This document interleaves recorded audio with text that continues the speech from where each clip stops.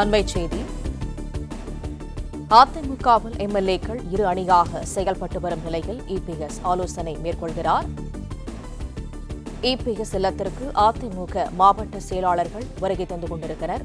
அண்மைச் செய்தியாக பார்த்து வருகிறோம். இது தொடர்பான கூடுதல் தகவல்களை தருகிறார் எமது செய்தியாளர் மகேந்திரன். முழு விவரங்கள் என்ன?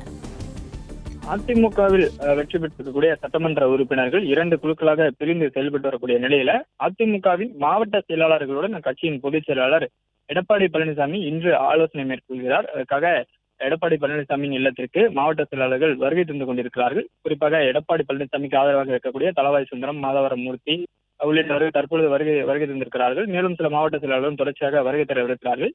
குறிப்பாக இந்த 2 குழுக்களாக பிரிந்து செயல்படக்கூடிய நிலையில SP Velumani, CV. Shanmugam, C. Vijayabaskar உள்ளிட்ட கட்சியின் முக்கிய பொறுப்புகளில் மாவட்ட செயலாளர்களாகவும் தலைமை கழக பொறுப்புகளிலும் இருந்த 26 பேரை கட்சியின் பொறுப்புகளிலிருந்து எடப்பாடி பழனிசாமி நீக்கியிருந்தார்.